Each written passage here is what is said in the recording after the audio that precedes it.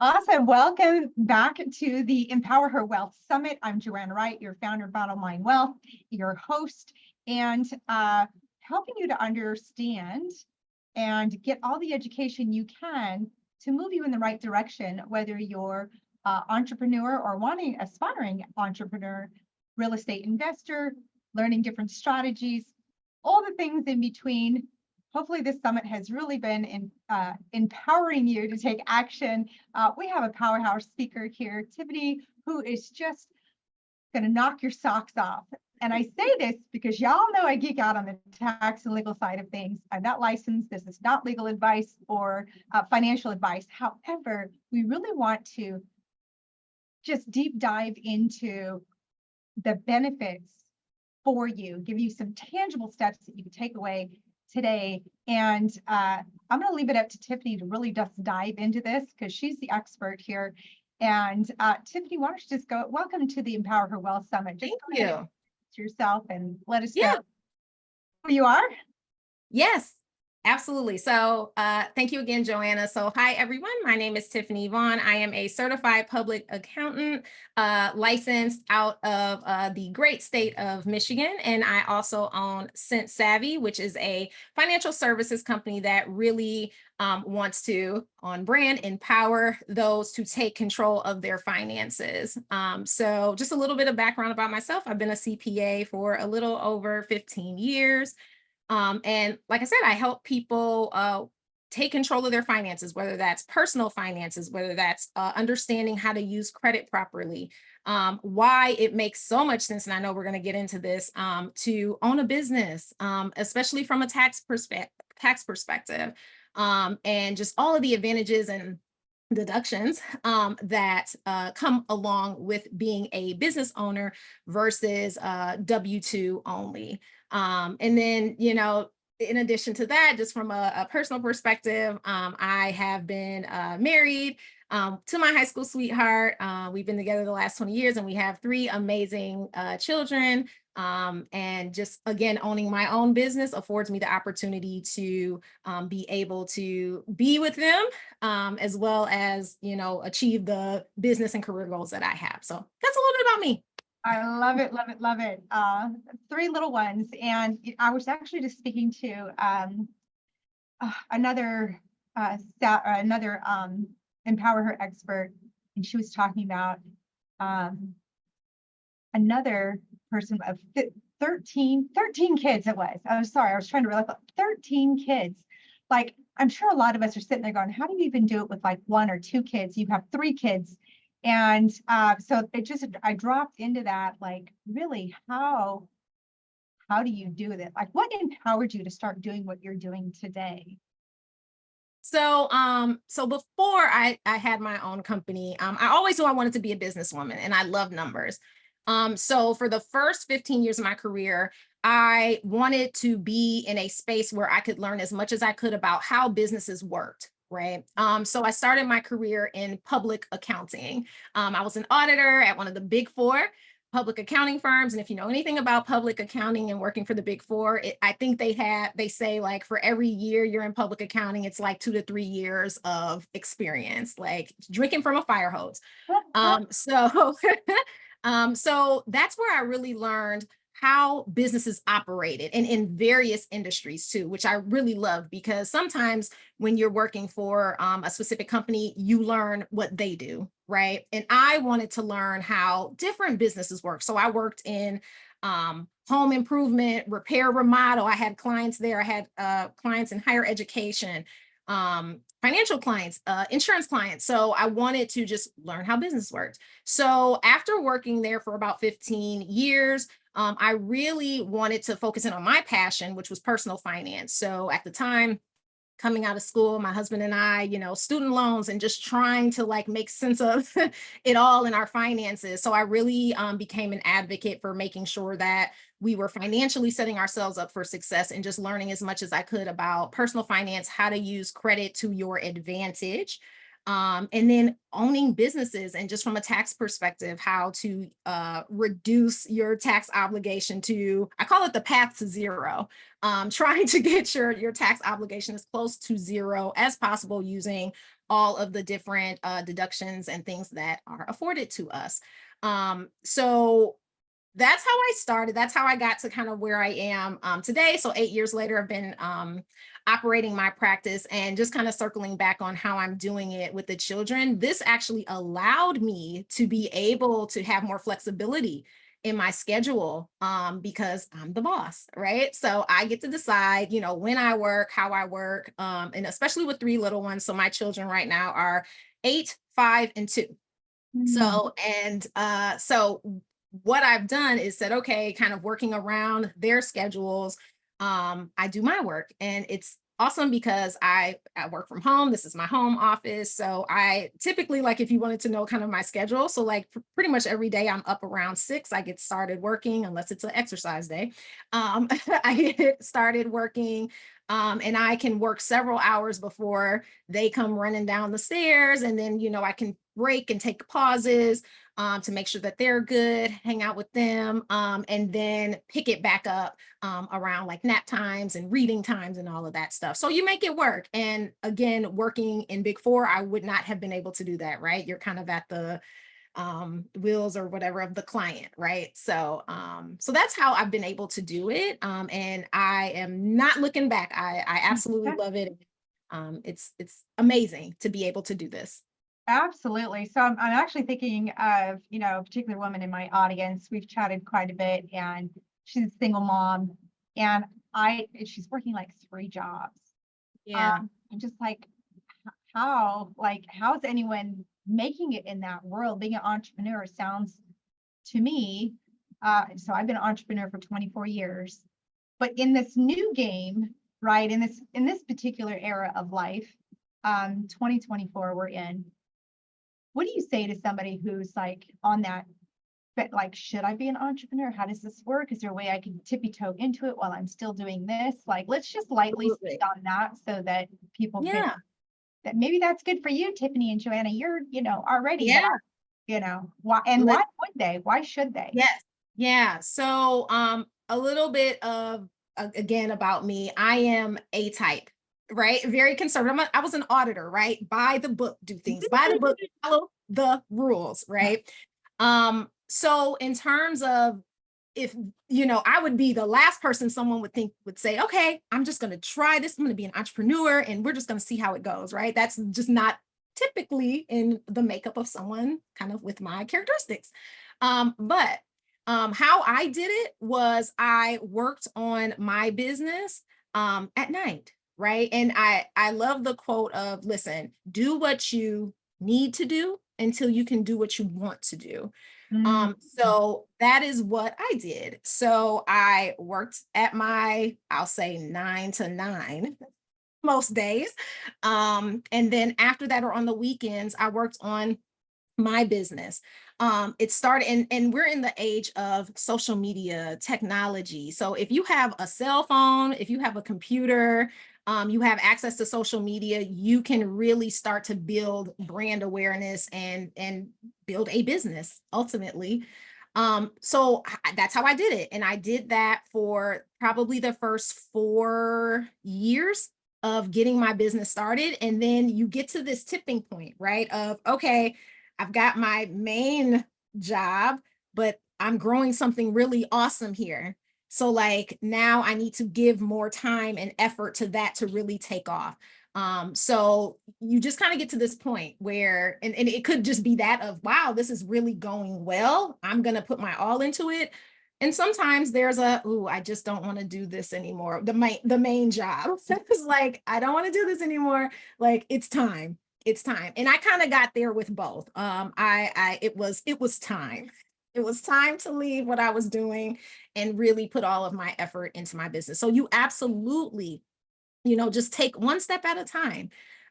You absolutely can do this. It's not just this like, all right, I'm going to make the decision. I'm going to forget what I was doing and I have to go in 100% into entrepreneurship. No, you can build slowly. And I actually, again, from a conservative perspective, I think that's the most reasonable, responsible way to do it, is slowly make your transition. Yeah, no, good stuff, good stuff. So, other than desire, what would be one of the main reasons to be an entrepreneur? Well, let's talk about numbers, right? From a financial perspective, um, the sky's the limit, as to your earning capacity, right? There's not someone telling you, all right, now we've assessed you in your this year's evaluation and you're in this bandwidth, and based off of your role at this company, you can only make from, X to Y. So we're going to put you here. None of that, right? Your earning potential is truly based off of your effort. And the sky's the limit. There's no stopping it. So that's definitely a great benefit to being an entrepreneur. And then on the other side of that, right? Because as our profits skyrocket, potentially tax obligations could as well. So then there's another good benefit is now you are opened up to a lot more tax deductions and credits available to you as a business owner. I tell even just kind of my close-knit friends that I believe, the tax system, it's like what, thousands and thousands of pages, or the tax code, thousands and thousands of pages. And maybe 5% of that is talking about deductions and credits that are afforded to those who do not own businesses. The rest of it is all for those who own businesses. It is designed truly, and people are like, Tiffany, what are you talking about? It's truly designed to not have you pay taxes. The tax code is designed for business owners not to pay taxes. If you follow the rules of it and understand the codes, there's just so many opportunities to reduce your tax obligation, because this country loves entrepreneurship and building businesses and creating jobs. So that's also a benefit. So I am so glad you said that, because I say it all the time on my soapbox, but to actually hear it from a professional, an expert, here on my summit, y'all heard it here today. If you don't believe me, believe her. I've been saying this. I can't stress enough how important it is to be an entrepreneur and real estate assets. I'm going to throw that in there because I'm the real estate investor. But we're talking here about being an entrepreneur, because if you do read tax law, it's written for you, right? And I believe that's what you're trying to say, yes. Tiffany, is just like it's written for you. And so if you just follow the rules, you'll pay next to zero in taxes. So I'm so glad you said that. Yes. Mhm. And what do you think? What would be the number one thing that you can point out that is a benefit? Maybe two things that you could point out that's a benefit being an entrepreneur, and then following the tax rules. Why should they care? What does it look like for them? So if I think about growing, you hear the concept generational wealth. So to build generational wealth, I have to have access to funding, right? And I can kind of do grassroots effort and, just save my money and just put a little bit into it each time.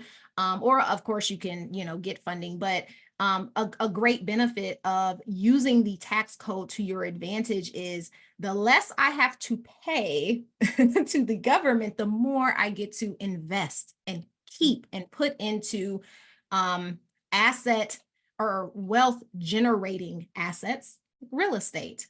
So that's a really good advantage of making sure you understand how the tax code can work for you, because we definitely want to, say it this way, not give away more money than we absolutely have to. Okay. So by building businesses, by taking advantage of all of those credits and deductions, you get to keep more of your money that you can then do other things with, like invest in real estate or expand your current business.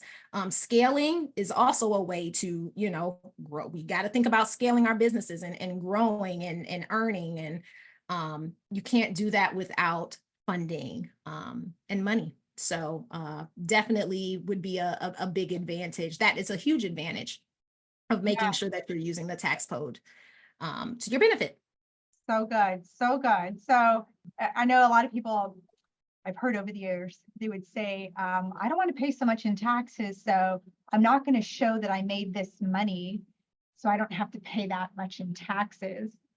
And I just cringe. I'm like, the secret sauce, right? Like the secret, and that's what I've just heard you say. The secret sauce is to go make another buck, right?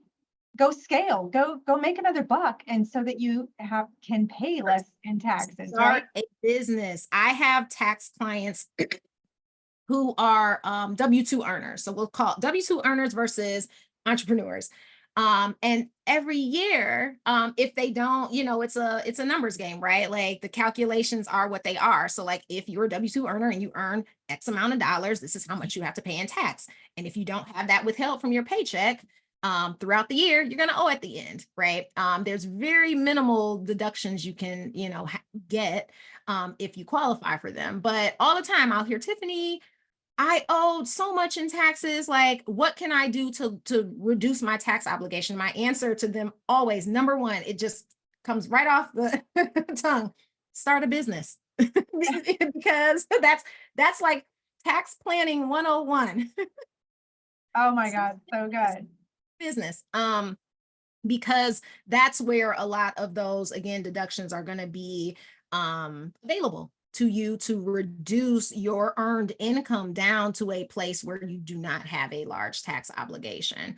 When I am, I'm in my home office right now, from a business owner perspective, I can depreciate a portion of this because I'm using it to run my business. As a W-2 earner, me working at home remotely, I don't get that luxury. And though we're talking thousands of dollars of difference, right? Like I get to a non-cash deduction. So I get to deduct that and it lowers my earned income. But as a W-2 earner, I can't do that. So that's always my start is you need to start a business. You need to, like you said, make a buck. You need to generate something for profit so that you can take advantage of lowering your tax bill. Yeah, so good. So, and here's some things that I know to be true that I've been taken advantage of is being able to purchase under my business name. And another secret thing that I've been told is to always look broke on paper because my business owns everything, right? Yeah, absolutely. You can definitely put assets under the business's name. And then too, there's going to be some like structuring you want to do around the business itself, right? Because it's, a lot of times when I'm working with new entrepreneurs, they're like, okay, I'm going to get my business name and I'm going to register it with the state. And I'm going to be an LLC. And yes, I'm protected. And I'm like, well, there's two different types of protection we're talking about. We're talking about legal protection, which absolutely, right? LLC legally, perfect. But what about the tax protections, right? If we're going to start a business, we want to go all in and make sure that we are now protected from a tax perspective. So there are even ways you can structure your business. For example, instead of just being a sole proprietor, looking at an S corporation, or if you're going into business with someone else who you don't share a tax return with, a partnership, a corporation. So these are different types of taxable entities that protect you and just in and of themselves will lower your tax bill. So I could have a sole proprietor who earned $100,000 in their business, and I can have an S corp business owner who earned the same $100,000, but one of them is going to pay about $15,000 less in taxes just because one picked S corp and one didn't. So it's different levels, but yes, we want to continue to grow businesses and make sure that we're setting them up as well to take advantage of all of those tax. So good. I could hear people saying, "You think I need to call Tiffany and go over my stuff?" So about the $15,000 that you mentioned, Tiffany. Yeah. Could you tell me how I do that with it? I can like hear it now. Money kept, right? That's a perfect example is if I have net income, of 100,000 and I'm an LLC only versus an S corp, I've just gotten $15,300 to be exact, $15,300 back into my business. What can I do with $15,300? What can I Yeah, do? yeah, absolutely. So what I've heard so far is we started with talking a little bit about W-2, right? Where you're at, what does that mean tax-wise, money-wise in today, 2024? What does that look like? You should have a business.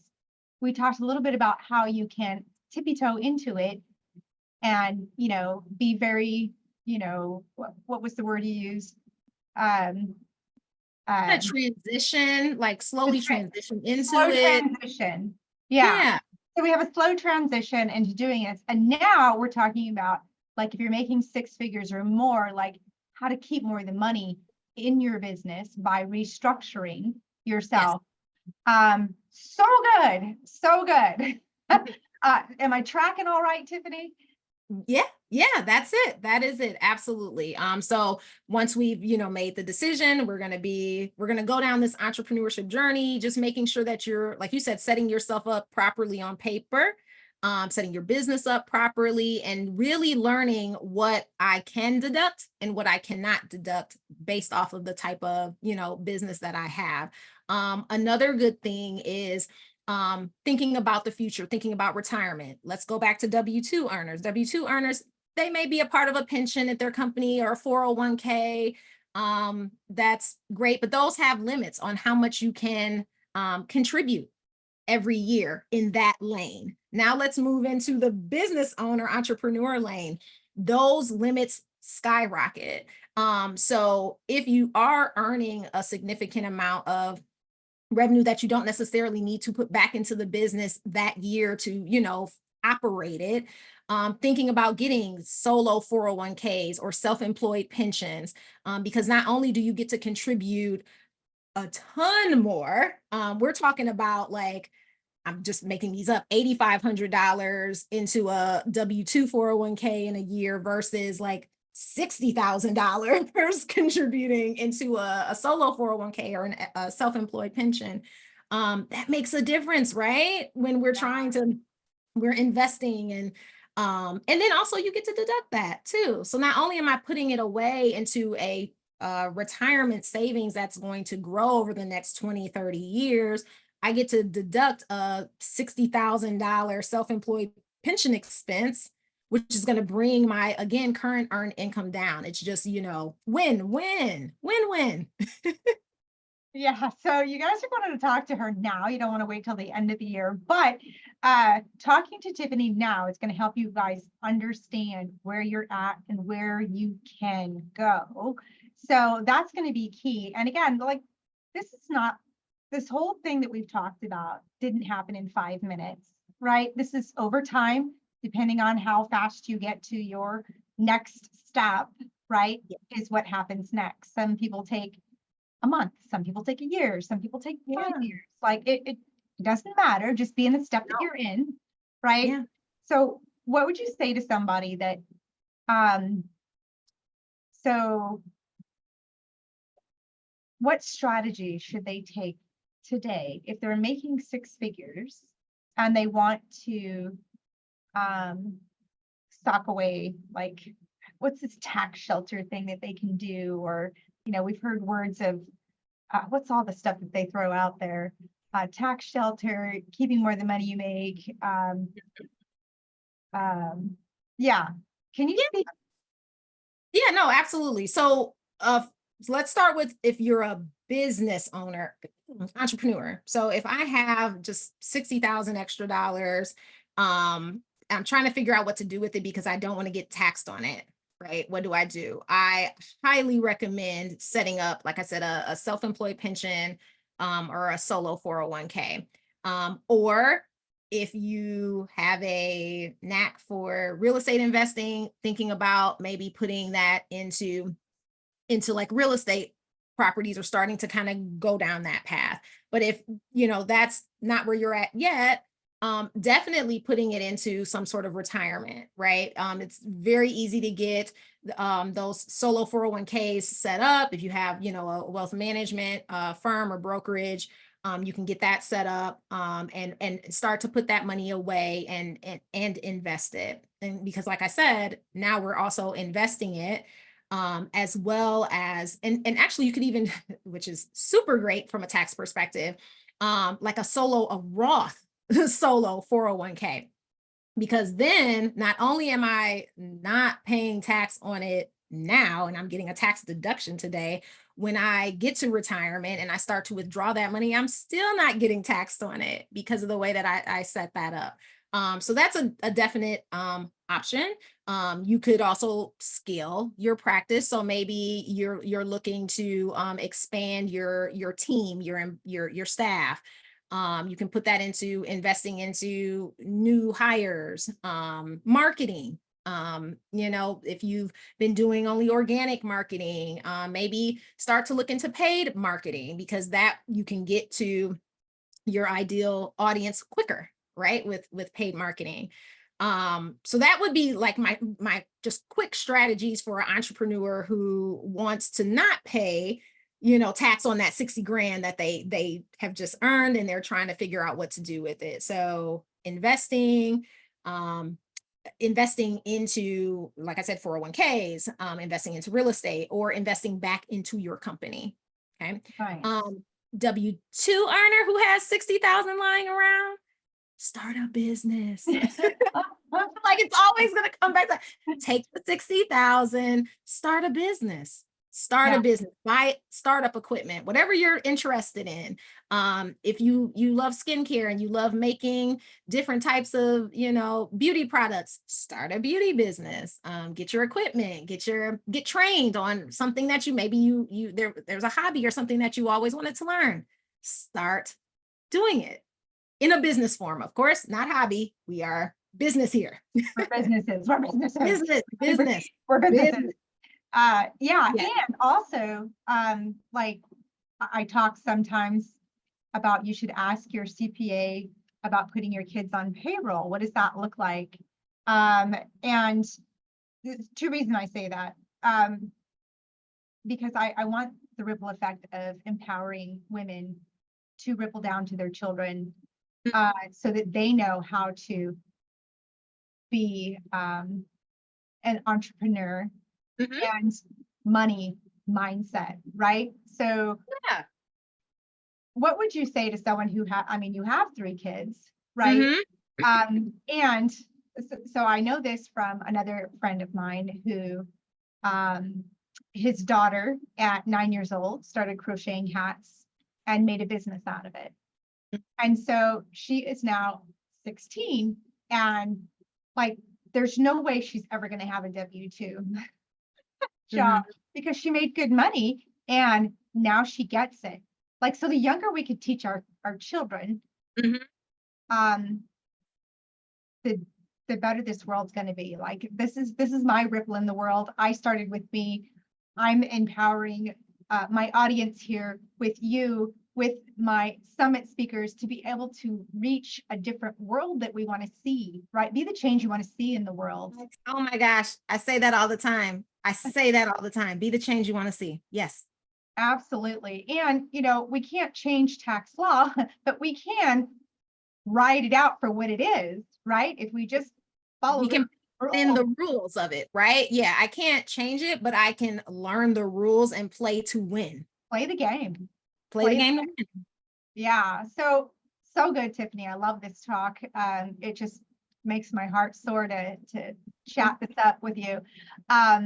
What would you say have been some of your challenges with either, what you faced or with particular clients? What's the golden thread of challenges that you see in your clients? So I think so talking about myself first. So challenges in growing a business, right? And I use a lot of analogies. So there's a song by Jay-Z and Beyonce called Hollywood, and they start out with, it ain't for everybody, right? Now, you're gonna take, I guess I don't want to call them losses. I call them lessons, right? You can find a million ways to do something wrong. That's what I say. I didn't fail. I just found a million ways that it didn't work. So you've got to be patient. and you've got to just stay the course, right? Even now, I do it all the time where I'm like, okay, I'm going to test, right? There's a lot of testing involved in starting a business, right? To see what works. So I do a lot of testing. You're going to do a lot of monitoring. And if it's not getting you the outcome you want, you go back to the drawing board, you tweak, you refine, you try something else. So if that's not one of your strong suits and you want, immediate results and it's going to work, and if it's not going to work, I'm going to stop, this is not for you. So I would say that was probably one of the challenges, is just always knowing that you are going to be in experiment test mode forever. You're gonna find things that work, right? And that's great. But if you want to scale, right, what works at this level is not going to work at this level. So you have to continue to try new things and do new things. So that was one of I'd say the challenges early on that I had to just get comfortable with, is that every day we're going to try something different. So if you want, consistency, this is not it. You got to keep going. From a client perspective, I think that's probably a lot of it too. And but if we're talking about my business clients, a lot of times they are always around, how do I get more clients? That's my issue. If I could just have more clients, I could make more money. Which, I mean, I guess is true, but there's a lot that goes into that, right? So like, to have clients, first you have to have leads. To get leads, you have to have some sort of lead generation strategy. So really focusing on client acquisition. We definitely want to work on client retention, right? When I get a client, I want to keep them, but our main focus, and some people may not agree with this, but I teach in what I do, I'm always more focused on client acquisition than client retention, because that's how you grow. So I think that's more of like what my business clients face. And then my individual, like tax clients, of course, are like, help me not pay so much. That's the recurring theme. And we've already, kind of talked about that. So yeah. I think for me, one last thing, a challenge was, it took me, again, risk averse. That's the word I was looking for earlier. I'm very risk averse. So leaving a really good job. I had a really great career in public accounting, was making well over 6 figures. People were probably looking at me crazy to say, like, I'm going to leave this behind and go do my own thing.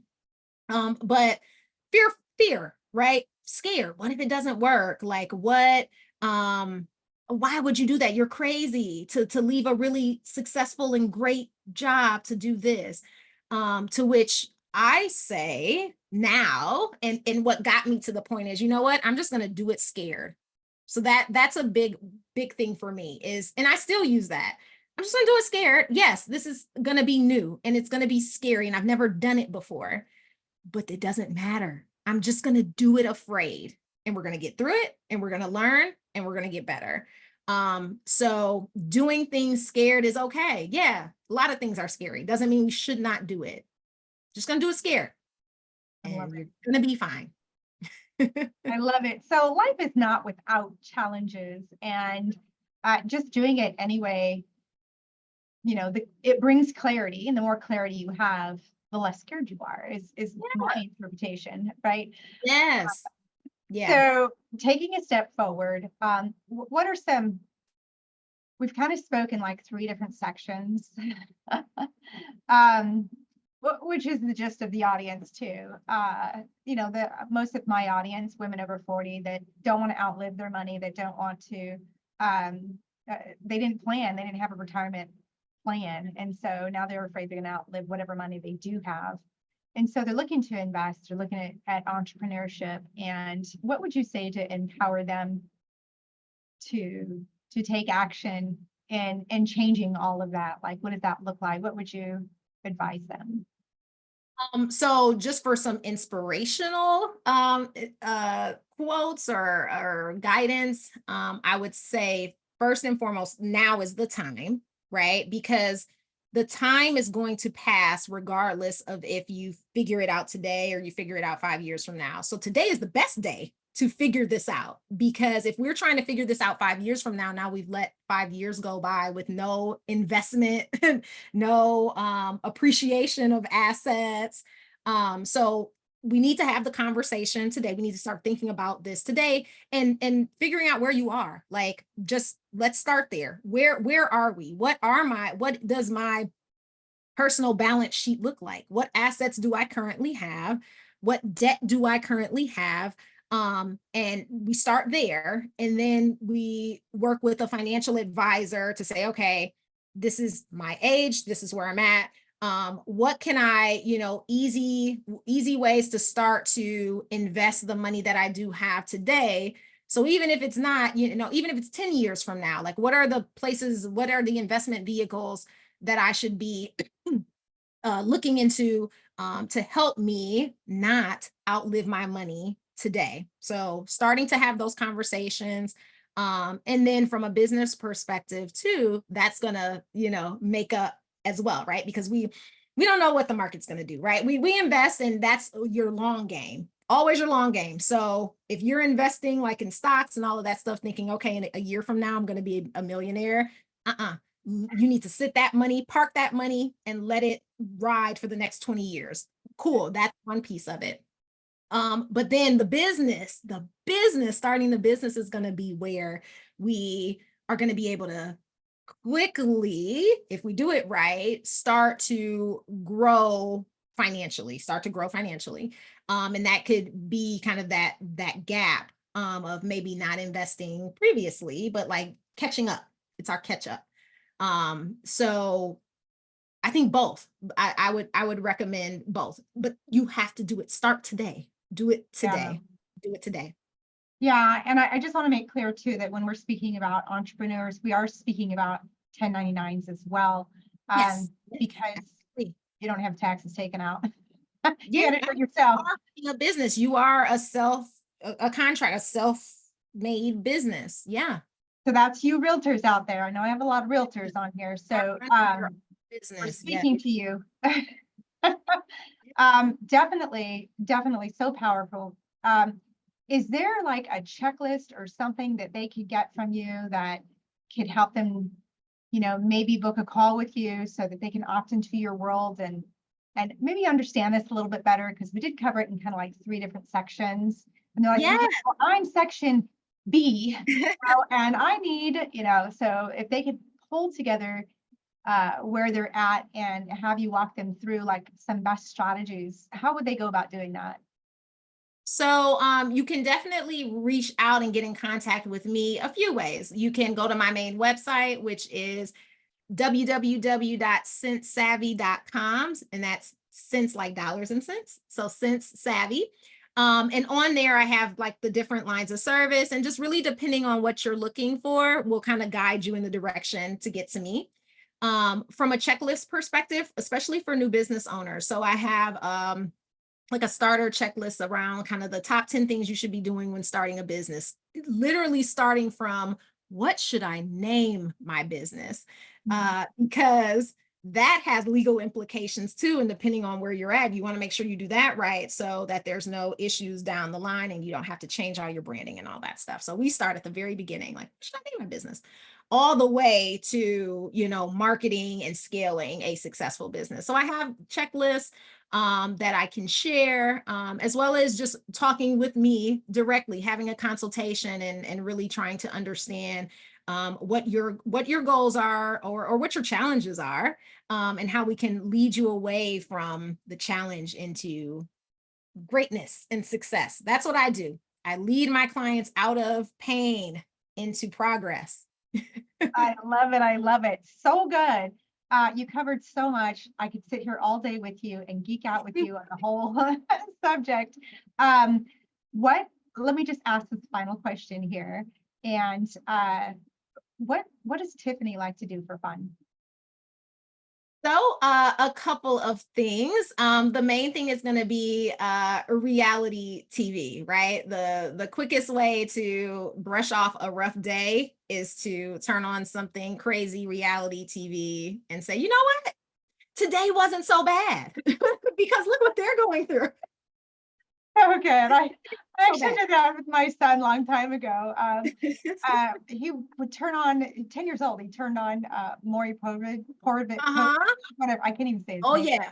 Yes, Maury. And I just was like, okay, our life is not that bad. Not so bad, right? It really brings things into perspective, right? It Love does, so that.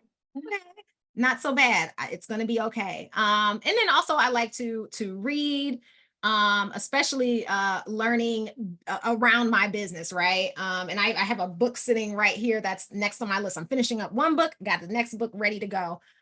Just to improve myself and how I'm operating and running my business, just continuously being a learner, continuously learning. So I love to do that, love to hang out with my kids. My two oldest are boys, so they're big into all of the video games, and I'm trying to be cool, and learn about how to, you know, play and do all of that. So hanging out with my family, and getting outside, right? Well, the weather is getting a little better here. It's kind of rainy today, but it's getting better. So like being outside with the family, and just experiencing. I love it, love it, love it. So from one bookworm to another, what's your either favorite book or most life-changing book you've read? Uh, Top of mind, 10x rule. The 10x rule. So I mean, just completely changed my perspective on how to operate my business, right? So like just continuing to think whatever your goal is, like I'll just make this, I want to make $1 million in the next 18 months, 10x it. I want to make 10 million so that when you land at 5 million, It's it all was much more than what you could have imagined. So just that mindset of nothing is ever too crazy to strive for, because when you hit it, and here's a perfect example. When I left my 9 to 5, my W-2 job, I said, oh my gosh, in the first year, if I could just make, it would be, if I could just make what I made, half of what I made at that job, that would be awesome. And I read that book and I was like, yeah, I'm going to make 10 times what I made at my job in that first year. And what did I do? I made 2 times what I made in that job that first year, where nice. I was just thinking, okay, if I could just make half, if I could just do half of what I did, I would be so grateful. And I like did 2 times, almost 3 times it. So that mindset really does help you, just your goal and your target of, okay, now how do I get there then? Okay, if I'm going to do that, how do I get there? So 10x, the 10x rule, Grant Cardone, excellent book. And then right now I'm reading Oversubscribed, where it's really talking about becoming visible. So if we're staying on the real estate route, so I talk a lot about social media real estate. So my job is to make myself as visible as possible as I can on social media. So taking up a ton of social media real estate. So Nice. posting, blogs, all of that. But yeah, those are my two. But 10x, 100% 10x was a game-changing book for me, for my business, and how I think about my capability and what I can achieve. Love it. You're such a go-getter. I love it. Thank you. So good having you here on the Empower Her Wealth Summit. And any final words that you want to leave the audience with? Just again, if you're watching this and you're thinking about, okay, if you're on that, like, should I do this? I don't know if I can. You definitely can. And even if you haven't seen anyone else do it, like we said earlier, be the change that you want to see. Be the change you want to see. And do it scared. And you don't have to, I can go on and on. You don't have to see the whole staircase to take the first step. You don't. Just go and you will figure it out. You will figure it out. I promise you, you'll figure it out. So in love with your mindset. I'm so glad that you were here to speak to my audience. Thank you so much for attending, and we'll see you guys all on the next summit. Bye. Hey, everyone.